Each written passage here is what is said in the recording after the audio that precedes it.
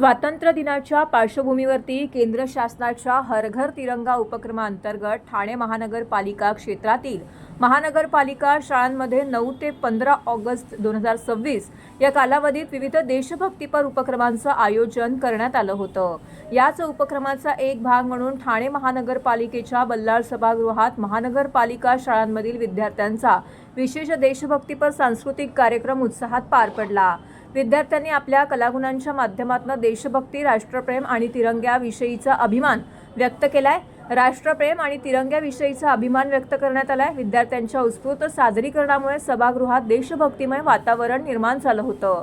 या कार्यक्रमास महापौर शर्मिला पिंपोळकर, उपमहापौर कृष्णा पाटील, सभागृह नेते हनुमंत जगदाळे, अतिरिक्त आयुक्त प्रशांत रोडे, उपायुक्त डॉक्टर मिताली संचेती, उपायुक्त दीपक झिंजाळ, शिक्षण अधिकारी शेषराव भडे, गटाधिकारी संगीता बामणे यांच्यासह महानगरपालिका शाळांचे शिक्षक, विद्यार्थी आणि संबंधित अधिकारी कर्मचारी मोठ्या संख्येने उपस्थित होते।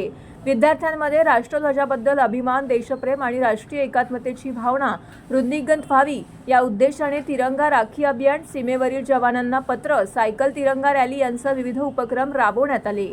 कार्यक्रमात ठाणे महानगरपालिकेच्या विविध शाळांमधील विद्यार्थ्यांनी देशभक्तीपर गीते, नृत्य, पथनाट्य आणि फ्युजन सादरीकरणातून उपस्थितांची मने जिंकली।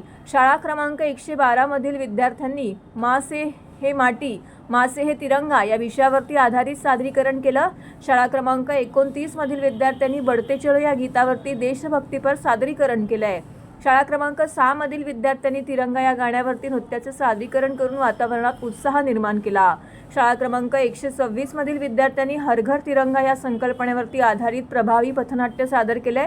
या पथनाट्यातून प्रत्येक घरावरती तिरंगा फडकवण्याचे महत्त्व आणि राष्ट्रध्वजाबद्दलचा आदर याचा संदेश देण्यात आला आहे।